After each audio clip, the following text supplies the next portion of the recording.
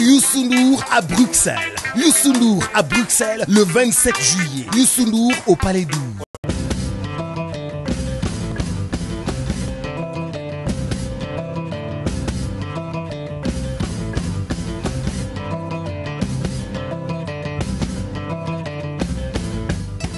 jangeen jëfati ci ànd bi ak télévision Futurs Médias xibaaru digg bëccëg beek la ca gën a fës rek bokk ci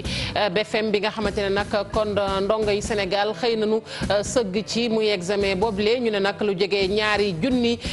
téeméeri junni sax laay wax ci candidat ñoom ñooy fas yéene kon ñooy sëgg ca boobu examen rek di ko yóotu muy BFM bi tey ci talaata ji dañu yegg ba diwaanu Thiès Saint-Louis Sédhiou foofu it ngir xam rek ni fa BFM ba tëddee. baccalauréat nag ñu gis ni résultat yi nag tàmbali naa daanu rek ni kii démb ba nëga ni fi ni nag ndongo yi rek war a sëgg ci ñaareelu tour bi ñu gis ni nag fële ca lycée bu Malick Sy moom nee nañ nag ay jéego am na bu nu ko rek méngale ak daaw ndax taux de réussite bi daal nee nañ bu lépp sottee boo jegewul kon dana boo moytuwul dana jege téeméer boo jël juróom fukk dana ca yegg daan wax ci procès en appel bu Khalifa Sall bi nga xamante ni kon ñu ngi koy wéyal tey ci talaata ji daañu dem rek ba tribunal fekk jëfa sunu naataango Mame Birame Diouf ñu joxtu nag ne procureur tey dana daal di yëy yàbbi ci mbir mi dossier bi nag politique lañu ko jagleel fële ca diwaanu Thiès seetlu gi nee ñu lu toll ci juróomi candidat kon moom la Thiès fas yéene rek samp ngir ñu yóotu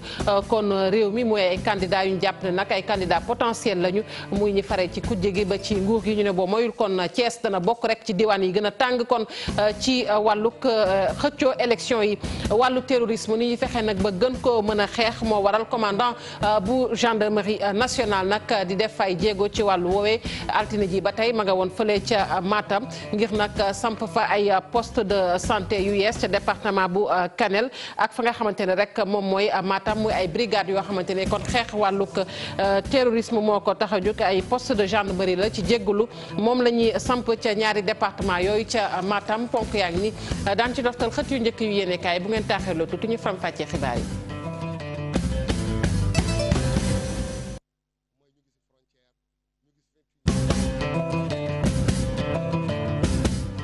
dal leen ak jàmm ci xibaaru digg bëccëg bi ñu tàmbali ko rek ak BFM bi nga xamante ne nag moo door tey ci talaata ji ci Sénégal wërngal këpp lu jege ñaari téeméeri junni ci candidat ñoom ñoo fas yéene rek kon yóotu examen boobu rawatina ak kon li nga xamante ne moom mooy lijaasa jooju di BFM nga xamante ne moom lañ rek di ko yóotu fii ci Sénégal fële nag ca benn centre boo xamante ni mi ngi fii fu soriwul dara ci Wakaam ñu naan ko Mamadou Ndiaye nee nañ nag la fa nekk ci candidat toll na ci ñetti téeméer ak juróom ci candidat yoo xamante ne nii ña nga leen kon séddale ca ñaari jury foofu nag ñu ne lépp yem na ndax kilifa yi nga xamante ni ñoom ñoo jiite kon examen yi foofu nee nañ jël nañu matuwaay yi ca war Cheikh Diop moo fa xëyoon. bés bu njëkk ci examen bi di brevet de fin d'études moyennes ñi nga xam ne ñoom ñoo di candidat yi daal di door li nga xam ne moom moo di épreuve bu français bi ci dissertation la ñu ko njëkkee. ci bile saal nag ab tekkaaral bu métti la ñu fi nemmeeku ñi nga xam ne ñoom ñoo di élèves yi daal di sëgg ci li nga xam ne moom moo di seen ay feuilles ginnaaw ñaari waxtu nga xam ne ñu ngi doon amal boobu la épreuve candidat yi commencé génn ginnaaw loolee nag ñu joxe seen appréciation. yomb na de yomb na pour le moment dissertation bi dëgg yàlla yomb na yeneen yi la ñuy xaar ñu ñëw ñu xool na dinañ ci mën a góorgóorlu yooyu naan mais dissertation bi moom yomb na sujet 1 bi ak sujet 2 bi yëpp. sujet bi moom ni ma ko gisee moom méttiwul daal méttiwul moom dëgg yàlla yomb na trop pour man ndax dissertation moom technique boo ko maîtriser rek yaakaar naa li ci des moom mooy loolu. Sujet 1 par rapport au métier la ñu jox et sujet 2 par rapport à tante noble une si longue lettre à tante noble comme choix bi nga xamante ne aîné ñu ngi koy joxe.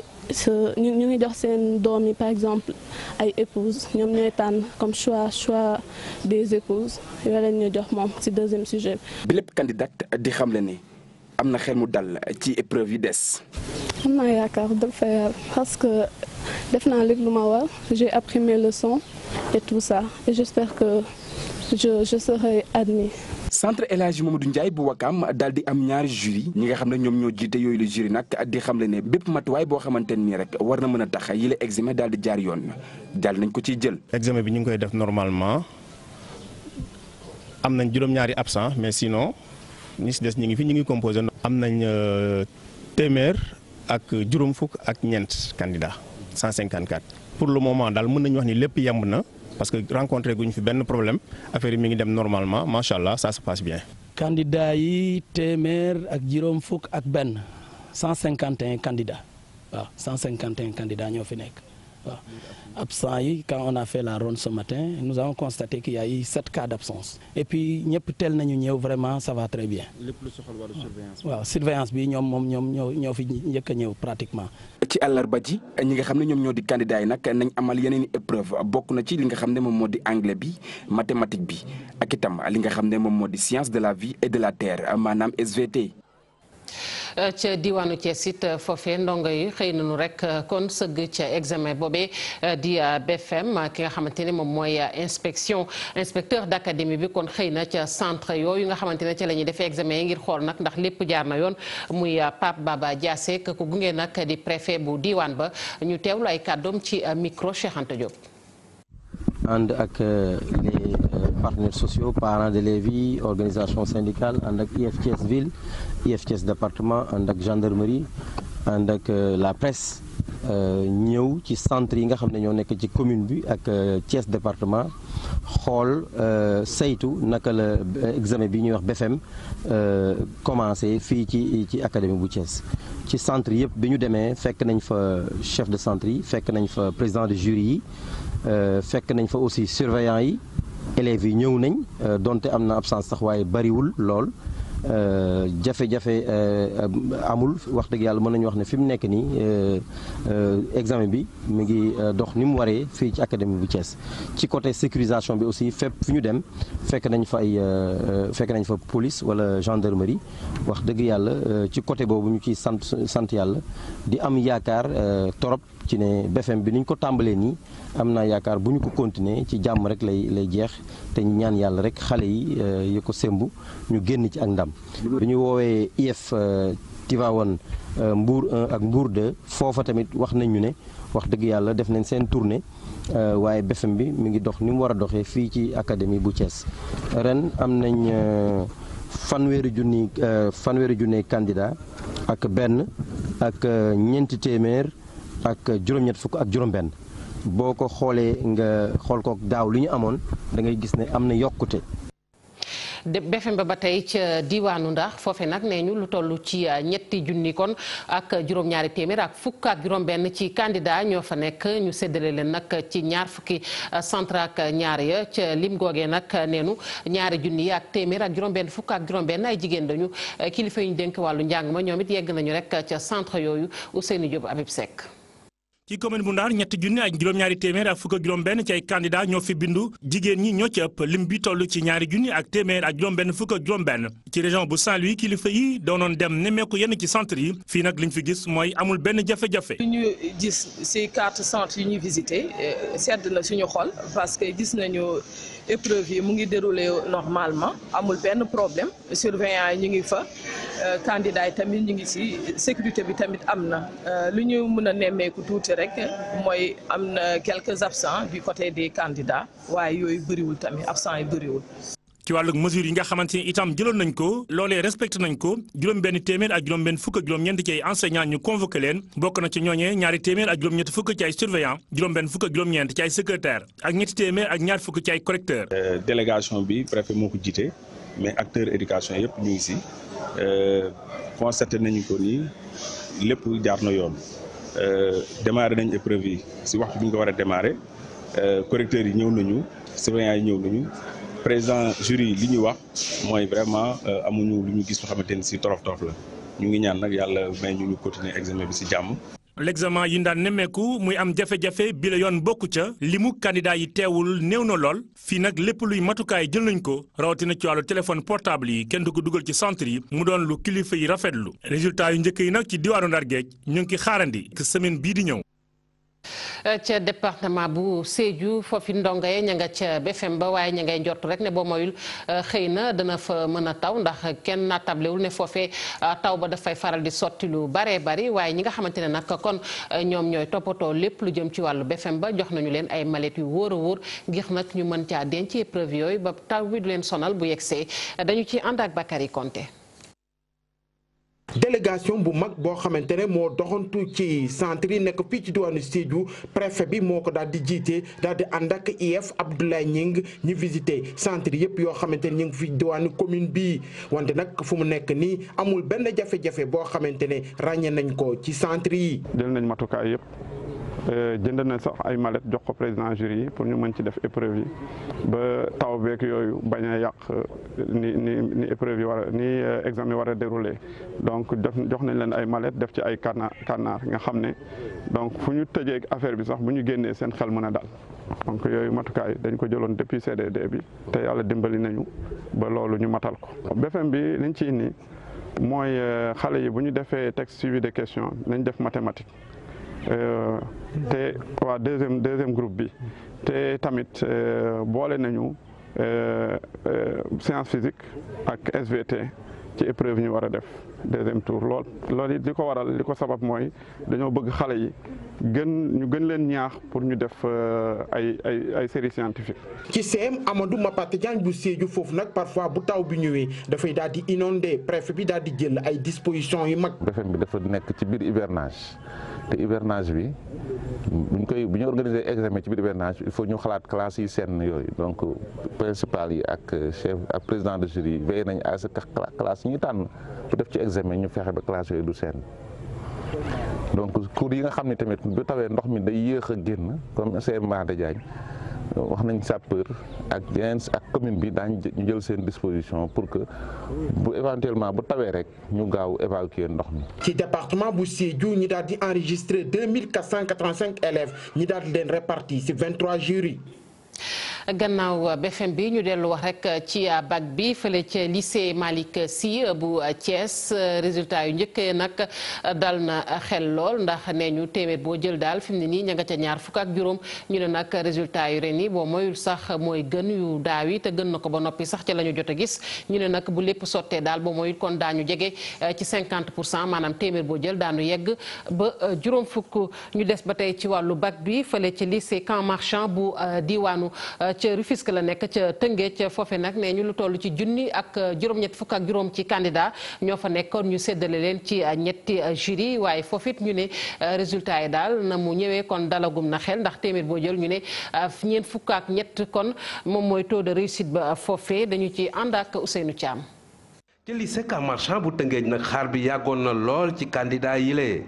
ca njeexeetal ka nag ci junni ak juróom-ñetti fukk ak juróomi candidat yi téeméer boo ci jël rek daanaka ñeent fukk yi ak ñett réussir nañu. ñetti jury nag moo fi dajale woon ñaari jury L2 rek la ñuy def beneen jury bi ñuy jàng arabe ak littérature ak civilisation ñoom ñoo fa nekkoon.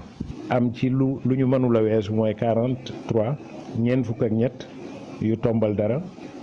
ci téeméer boo jël.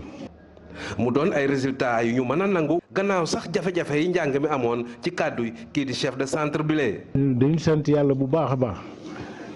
te ñaan mu dolli ndax kat at mi ñuy nekk di génn ni at mu yënguloo woon ñëpp gis nañ ko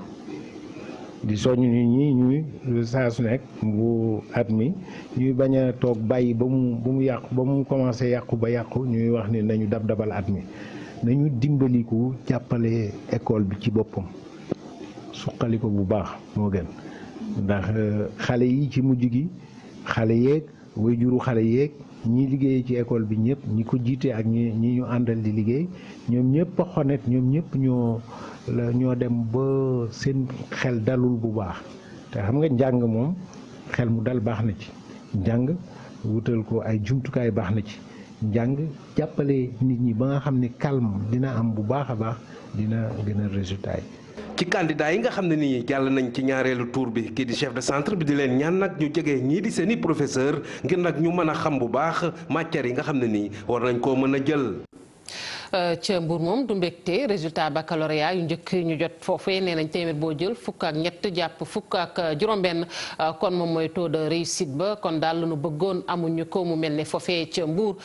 kon naqar moo fa ëppoon mbégte dañu ci ànd ak Abdourahmane Diallo. ay élèves yu bëri ñu fekk ci cours lycée Demba Diop ñoom nag seen résultat baccalauréat la ñuy xaarandi. dama te du ma wane bay ba ñu nonduñu bu ñu nondee rek interroger. ay waxtu lañ ci teg président jury yi woo leen pour ñu daal di jege si.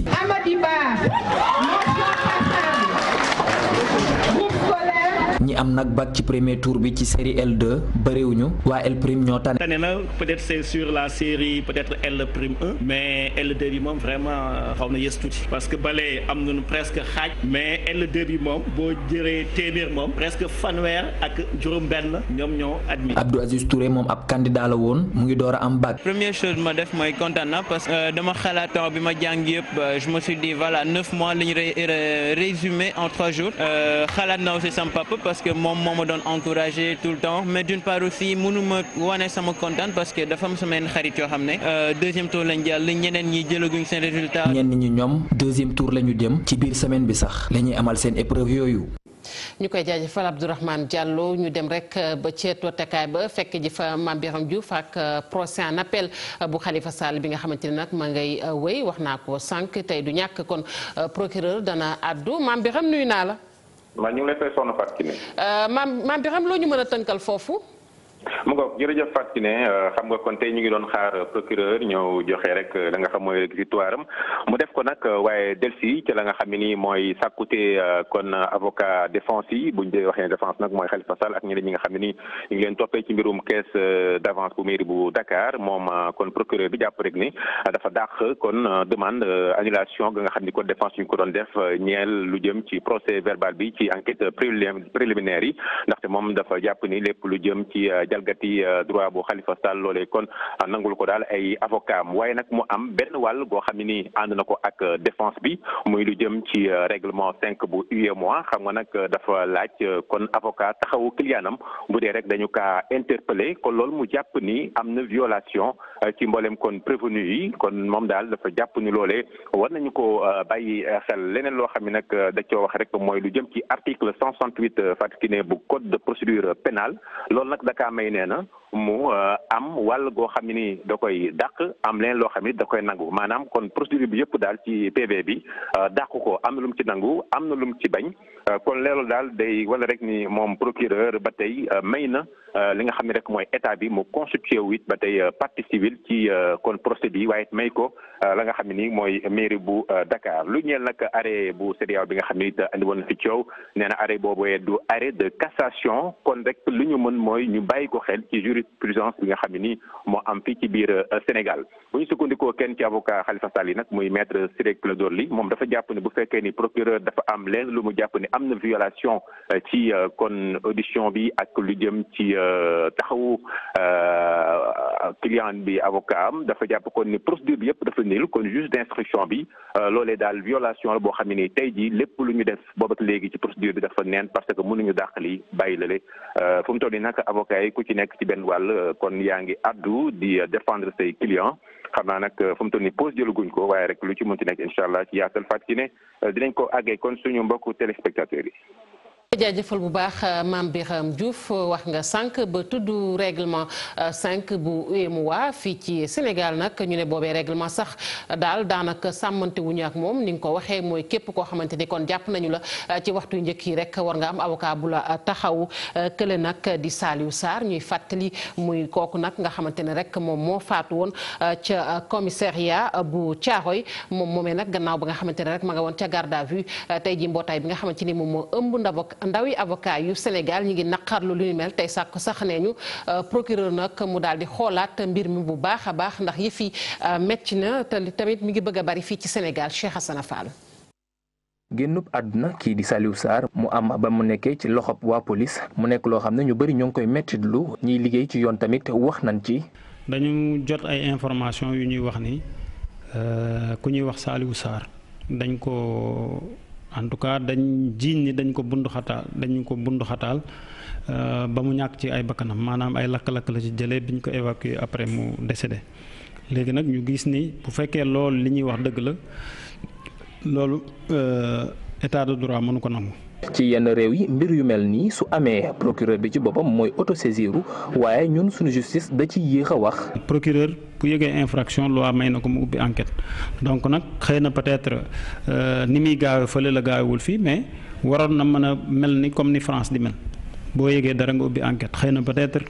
mën nañoo wax ne li ñu soxla yëpp amaguñ ko pour ubbi enquête mais ñi ngi koy ñaan ak di ko woo mu ubbi benn enquête pour que ñi nga xam ne si bu fekkee li ñuy wax dëgg la ñoom ñoo ko def ñu traduire leen àtte leen daan yi war a toog ñoom ñu daan leen. beneen ponk tamit doon règlement numéro 5 bu UEMOA buy wax ne képp koo xam ne dañ laa jàpp sa avocat war naa taxaw ci saa si waaye fii sunu réew doxalee guñ ko. parfois da ngay dem xëy na nag tane na fan yi parce que bu njëkk ba dañoo bañoon nii duñ ko def parce que tant que amuñu autorité boo xam ne da leen koy wax ndaxte ba ñun jàpp ñu ne autorité war na leen ko wax parce que loi dañ ne day imposer wu pour tout le monde nit ñi nañuy respecter interpellation règlement numéro 5 parce que loolu bu amoon defe naa avocat toog nit ki toog ñu koy poser question avocat garantie la ci déroulement enquête donc bu fa toogoon xëy na yu mel nii kenn du ko wax. ñu bëri di ñàkk seen bakkan suñu nekkee ci loxo bi yoon mu nekk loo xam ne day andi coow waaye waa AJAS ñoom di xam la ne duñu bank seen loxo ba yile jëf di yàq deru sunu réew. ñu àddu ci xeex wàllug terrorisme ak lépp loo xamante ne nag jëm na ci def nag sudul noonu moo xam xeex Samba Boye ak yooyu commandant bu gendarmerie nationale nag ma ngay amal ab nemmeeku ca Matam ci altine ba tey liñ ci jublu rek moom mooy daal di rek kon gën a dooleel matuwaay yi mu am nag ay brigade gendarmerie yoo xamante ne kon ñoo ngi koy samp fële ca département yu Kanel ak Matam Ali Bandel Niang. fexe ba yokk karange askan wi fare ci diwaanu dexub Sénégal gi yitteel na lool kilifteefu gendarmerie nationale lu jëm ci wàllu xeexub banditisme transfrontalier bi trafic international bu drogue jàpp sax jëm ci wàllu terrorisme takk-der kon ñu ngi farlu bu baax a baax ci diwaanu Matam kilifteefu gendarmerie gannaaw escadron ba ñu amal ca Càmbe ubbi nañu ab poste de gendarmerie ci département bu Kanel la di nag ab déploiement bi nga xam ni askan wi niñ ko jàppee di ab jéego bu am solo ñeel wàllum xeexum ñàkkum kaaraange gi. lu am solo la parce que réew mënul développé wu fekk yow yoroo sa sécurité fii nag ñu ngi ci région boo xam ne région frontalière la muy Matam comme Matam la ñu nekk nag donc gendarmerie boo xam ne ñun 4 rek la ñu amoon ci région bi si aujourd'hui rek dinañu inaugurer pratiquement 4 tey ak demain donc di remercier président de la République di wax ne que la sécurité moom mooy au début et à la fin vraiment du développement économique et social de notre pays donc di wax ne que population bi kontaan nañ si dina aar xale yi dina dimbali de la sécurité délinquance drogue et cetera mais surtout li nga wax la nag mooy ñu ngi si frontière ñu gis 21e siècle. ci tukkib nemmeeku bu muy amal li ko dooree altine gi ci diwaanu Matam haut commandant gendarmerie sénégalaise jaar na ci itam ngir kon gën a dalal xel askan wi nde am na ñuy taxaw guddi ak bëccëg ngir ottu seen karange. Prendre en compte vos préoccupations en tout temps et en toutes circonstances. Je profite de cette occasion. askanu Fuuta gépp laay jàkkaar lool ngir wax leen ni bu ngeen tëddee mën ngeen nelaw ndaxte gendarmerie bi nga xam ni moom la yàlla dogal ma jiite ko ñu ngi def sunu kéemtalaay kattan ngir ottu karange askan wi ak réew mi unité yi nga xam ne nag door naa ko ubbee fii ci Kanel liñ ci gën a jublu moo di xeex ak ñàkkum karange gi waaye itam indiwaat karange gi ci circulation bi scanner sax dinañ ko ubbi ca Ogo ci lu yàggatul dara lépp rek kon ngir mën a attu kon karange askan wi kon li ñu fi indi ci diwaanu Matam lu am solo la ma koy rafetlu bu baax a baax. Grâce à des moyens techniques appropriés de dernier cri. gannaaw Kanel kilifa gendarmerie bu Sénégal dina dem te Ndendori ak ca Agnam ngir ubbi fa ñaari brigade bu ci noppee nag lay daal di présider cérémonie d'inauguration compagnie bu bees bi nga xam ni samp nañ ko ci Ranérou Ferlo. gannaaw kaaraange gi ñu wax ci politique bi fii ci Sénégal mu mel ni dafa am ñoo xamante ni nii dañuy dugg ci politique rek ndax ñàkk pexe ndax léeg-léeg ñu wax ay candidats yoo xamante ni nii ña ngay tànn te amuñu nag benn programme moo waral nag ñu sampaay laaj ñi seen xam-xam màcc ci wàllu politique ñoom lañ ci xamle rek mooy jot na ñu xoolaat mbir mi muy candidat yoo xamante ne dañuy dem te amuñu benn programme te jamono ji nag li gën a yitteel askan wi rek moom mooy ay programme yu wóor ñu ne nag fii ci Sénégal démocratie bi daal dafa yegg foo xamante ne ni daanaka lu neex waaye def la ci politique dañu ci ànd ak Habib Faye. bëri nañ ñoom ñi bëgg a jiite réew mi ñoom homme politique yi nga xam ne seen idée bëri na lool waaye la koy gàllankoor rek moo ne ana yenn pexe la ñuy teg ngir projet yooyu mën a antu waaye tamit askan wi ci seen boppam it war a xam ana nan rek lañ fas yéene réussir lii di seeni programme. am na ñoo xam ne seen digganteeg askan wi mooy naa leen nax rek ba jàll am na ñoo xam ne ñoom loolu la naa wax rek ba jàll. am na ñu naan sax programme politique ku ko gëm rek wala promesse électorale ku ko gëm mooy yooyu yaay dof bi. ñi bëgg a jiite dëkk bi li ñu leen di jugé mooy ci seen xel question yi nga xam ne moom la dëkk bi jàkkoontool ñoom luñ ci xalaat xam nga boo xoolee affaire Casamance depuis 1981 la mooy crise bi gën a garaaw Sénégal mais mosoo dégg homme politique bu ni man de bu ma faloo Casamance lii laay def pour jàmm ñëwaat fa. analyste politique yi ñoom xalaat ne réewum Sénégal weesu na fa nga xam ne mbiicoo mbaaloo gi dafay tar ci loolu ay débat yu jëriñ askan wi yooyee lañ war a mën a teg ngir xeetali ni ñuy jiite. débat bi gën a am solo ci république mooy affaire débat sur la fiscalité mais Sénégal lu mu nekk Sénégal ba léegi mosoo gis un candidat soit un président wax ne en matière fiscale man lii laa xalaat ni laa bëgg a yore réew mi débat yi fi dégg rek mooy affaire querelle personnelle. mën ngaa wax lu bari nga dem ba toog ci nguur gi ba toog ci jal gi yow nga gis ne la nga doon wax ak réalité bi ute na kon loolu mooy sa gëstu doyu lool waaye la nga proposé nit ñi amana attanuloo ko wala mënuloo ko wala amuloo ñu la ci jàppale. dañu war a dépasser li nga xam ne homme politique dañ koy jugé naan guerrier la da doon dem manifester ñu sànni ko la Sénégal dafa war a dépasser loolu tey jii boo war a jiite dëkk bi da nga war a am économie ni Sénégal nu ma koy def ba mu développé ñu jugé la ci loolu ñu ne kii kat vraiment su effort économie xam na ci lu bari kii kat vraiment problème mu école bi li mu ci wax ak xalaat bu rafet bi mu ci am kii kat buñ ko falee peut-être problème mu grève yi ci am école yi na jeex. teewul itam ay projet yoo xam ne ñeel na wàllum société bi loolee la ñu war a teg ci table gi. li ci gën a am solo du wax leen fa mu leen jëme de il faut nga wax leen aussi nooy def bañ egg foofu c'est-à-dire que ñi fi ñu toll nii ci démocratie foofu noonu la ñu war a juger nit ñi c'est-à-dire démocratie bi ñu amoon dans les années 90 ak 88 nga xam ni ay émeutes ak yooyu loolu la ñu war a dépasser. te bu ñu jàpp ne ku am programme rek am nga lépp te bu ñu jàpp ne ku am programme rek maanaam pare nga pour dem élection nit ñi am na leneen lu leen di gën di yëkkati mooy askan wi pour mu gëm ne nit candidature am crédible na maanaam kuñ mun a déglu. homme politique yi anam bañ leen war a juger bokk na ci xeltu ana nan rek lañ war a mën a def ngir génne askan wi ci jafe-jafe yi ñuy dund waaye itam xoolaat ana ci yan pexe lañ war a lal. jaajëfal ko Habib Faye niñ ko waxee woon sànq ci ponk yi dossier bi nag culture ci jéggalu politique lañu ko jagleel fële ca Thiès nag ñu ne boo muy daal élection 2019 fii daañu gis beneen xarkanam ca Thiès li ko waral ñu ne juróomi candidat potentiel lañu maanaam ñu am doole ñoo xamante ni ñëpp nag ña nga bokk dëkk rek ci Thiès commune ouest loolee la ñu jàpp ca diwaanu Thiès Cheikh Anta Diop moo ci dikkat ñun. présidentielle ci atam 2019 bii di ñëw ñu gis ne fii ci diwaanu Thiès gën gaa néew de toll nañ ci juróom ba juróom benn candidat yoo xamante ni am na ñoo xamante ne fësal nañ ne dinañ nekk candidat lu jëm ci wàllu jongante yooyu ñenn ñi am nañu mbébét fii ci Thiès. Thiès toujours dafa nekk au cœur du combat politique mais ren nag dafa am un cas particulier bu ci bokk dafa am doomi Thiès yu bari yoo xam ne nii mën na am. néew ma dañuy bokk mais aman na am ñu bokk ci jongante bi en tout cas li ñuy wax présidentiable loolu moom lañu te boo defee Thiès Ouest boo ko xoolee am na juróom ñoo xam ni décliné nañ seen ambition présidentielle muy bii muy baneen dinañ mas a bokk ci jongante mën nañ cee lim Hadjibou Soumaré moom déclaré na Idrissa Seck ku ne xam na ni dina ci bokk ci Thierno Alassane Sall déclaré gul mais ku ne xam na ni présidentiable la Ngouda Fall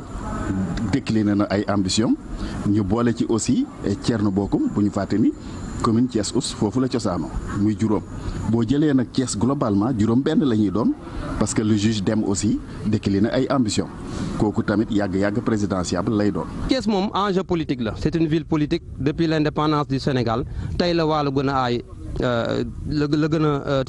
fës ndaxte juróomi candidat ñu ngi fi am na ay ancien premier ministre ak ñeneen ñu fi nekk candidat te dëkk fi ancien ministre ñoo xam ne waa Thiès lañu. dëkk Daga Senghor ba jamonoy Macky Sall jaar ci président Abdou Diouf ak Wade dëkk bii di capitale du rail nekk na dëkk boo xamante ni ñu yàgg yëngu ci wàllu politique lañu daanaka jongante yu ñëw yu nekk dañ ciy fës lool. Thiès dafa mas a yàgg am taxawaay ci compétition électorale yi am fii ci Thiès bu ñu fàttalikoo tuuti en 1988 événement yi fi amoon du temps du règne du parti socialiste booba pouvoir bi presque demoon na dans la rue mën nañ ni sax alternance bi ci foofu la commencé fii ci place de France fi nga xam ne ni libéraux yi dañoo défier woon les socialistes mettre leen en minorité. En 2000 Thiès était dans le train du pouvoir mais dañu dem ba ci kanam diggante ñaari hommes puissants yi fi nekkoon muy Idrissa Seck muy Ablaye Wade ay jafe-jafe am ci seen diggante bi jafe-jafe yi amee Thiès delluwaat di affronter encore le pouvoir. En 2012 même cas de figure ñëwaatoon na parce que Idrissa Seck dafa bokkoon ci Benno ñi bokk fondé Benno Bokk Yaakaar mais bi Macky Sall dawalee tuuti les mêmes problèmes ont survenu ba nga xam ne Thiès dafa jëlaat une posture d'opposition au pouvoir central yooyu yëpp dafay wane ni Thiès toujours dafa nekk au cœur du combat politique. ginnaaw ay juróom-benn jàpp juróom-ñaari weer a des ci tànneefu njiitu réew mi état-major politique yi daanaka ñoom ñëpp a ngi koy waajal mbedd bu nekk samp nañu fa ay permanence di opposition wala ñu nekk ci nguur gi askan wi de ñu ngi fiy baagante réunion yi takkarnaase ak sax ay meeting waxtaan yu benn la fii ci diwaanu Thiès lépp jëm ci wàllu politique ak waajal élection présidentielle yi di ñëw. jaajëfal ko baax Cheikh Anta Diop xëtu njëkk yu yéene kaay dañ ci ànd ak Mamadou Mohamed Ndiaye. jërë ngeen jëf ku tëb dal ci xal desa ngi weneen tëbin l'observateur nañu doomi lay Wàdd ji di Karim Wàdd ci foofee la tollu exactement gannaaw ba ñu ko bañalee mu bindu ci liste électorale yi moo ki awokaam dañoo demoon kalaame ji yëf yi ca kanamu tribunal instance hors classe bu Ndakaaru tribunal ba xamal leen ne coow loolee jéggi na mën-mënam maanaam da cee incompétent waaye nag L'Obs nee nañu donte seen yaakaar tase na foofee taxul Karim Wàdd ak i awokaam toog faste seeni loxo ci kanamu Cour suprême la ñu fas yéene dem ngir joytu fa lu ñu leen bëgg a def la sene kay nañu Karim Wàdd na Cour suprême ngir mu wax ci carte électeur bi ñu ko bëgg a xañ libération nañu tribunal instance hors classe bu Ndakaaru invalidé na mbindum Karim Wade ci liste électorale yi Karim Wade ki gaayam ne duñu ko dégg scandale la ñu jàppee li ñu leen bëgg a def réew mi quotidien nañu doomu njiit réew moo woon di Karim Wade daanooti na beneen jël léegi nag nee na dana ko yëgal waa ONU di organisation des nations unies yëgal ko waa CEDEAO yëgal ko corps diplomatique yi Vox Populi nañu mbir yaa ngi gën di tar ci kii di Karim Wade l'observateur ne ko waaye it nar naa tar ci waa nguur gi ndax waa parti démocratique Sénégal takk nañu ba dëgër defaru ba jekk jëm ci guerre lu saf sàpp seen diggante nguur gi fi nekk kenn ci ñoom waa parti démocratique Sénégal di maître Aladji Amadou Sall ne ci l'observateur suñu tànk fi ñu ko teg duñu ko mës a teggi duñu buuse lu toll ne tarfatal ay ne daañu ci dem ba jeex lu ñu ci am jël gaañi fi nekk ñoo ngi def seeni pexe ki seeni mathématique waaye ne leen leer ne bu Karim Wade doonul candidat ay élection du am ci réew mi ndax bu boobaa Macky Sall ci boppam du doon candidat ñi taxaw ne candidat la ñuy doon 2019 ba ñëpp dégg leen anki dina kay xëy na ci ñoom seeni candidature la gis ne njaw ma ngi cee desandew xambeen ne ku ci mel ne Cheikh Agibou Soumaré Boubacar Camara Ngouda Fall Kane Thierno Bocoum Ibrahima Amidou Dème ba ci Samuel Sarr li ñu war a njëkk régler ba nuppi moo di mbirum parrainage yi Alaaji Malick Gakou tongalati na nguur gi fi nekk yëral xët mu njëkku la Sénégal réew mi di Sénégal ak fi mu tollu tembe moom Gakou lim na benn li mu jàppee échec fi mu jàpp ne fi la nguurug Macky Sall lajje lépp wax na ko Vox Populi nañu moom kay njiital grand parti gi di Alaaji Malick Gakou mayul dara Macky Sall ko nguuram Gakou ne ba Sénégal ba léegi mësee su ko gis yéenekaay bi nañu ab déclaration la def démb wax ci li mu xalaat ci réew mi ak ni mu gisee ni ñu yoree réew mi njiitam di Macky Sall directeur de cabinet di maître Oumar Youm moo xëy amee xët mu njëkk Soleil national bil yéenekaay bi El Hadji Oumar Youm ni ko journal bi tuddee xëy na xamal ñu ne askan wi seen càkkutéef mu di demande sociale gi nguur gi mi ngi ci am taxawaay bu mat sëkk mu ne it président Macky Sall ubbil na ay buntam képp koo xam ne njariñu réew mi moo la soxal mbaa képp koo xam ne da ngaa am yéen a jàppale ko ngir mu faluwaat 2019 ndawi APR ya ca Touba ne ñu ci l'Observateur yoon yu mu jël moom Macky Sall bu ko wàccul ak paluwaatam du yomb El Hadji Abdoulaye Bamba Sall bu l'Observateur ne ñu ci ab diine débat bu ñu doon amal ñoom ndawi APR ya ca Touba fa la ñu xam lee ne Benno Bokk Yaakaar lu mu ñàkk ci Touba rek Macky Sall moo leen ko xañ buñ ci yéenaale kenn bu Benno Bokk Yaakaar mënut a fexe bay gagné élection ca diwaanu Touba lépp Macky Sall la ndax ginnaawal gu mu leen gannaawal ñoom ndawi APR ya ca Touba ne amul benn cër boo xam ne jox na leen ko ci réew mekk ni muy doxee général Fall Diène Guèye mi yoroon seen kàddu moo ki gaayam yéenekaay bi nañu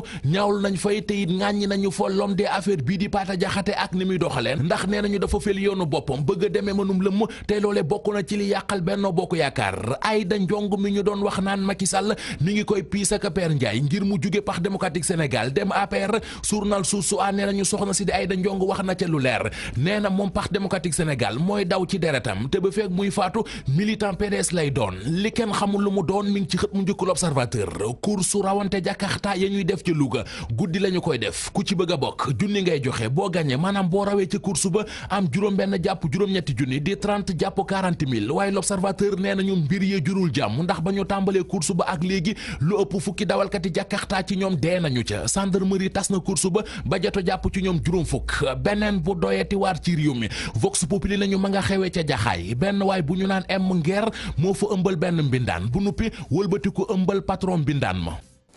jaajëfal ko Mamadou Mohamed Ndiaye sant nañ leen gërëm leen yéen it rédaction bi dig na leen daje yeneen i jotaayu xibaar ñu leen di ñaanal kenn lu jàmm te di ko sàkku ci yéen.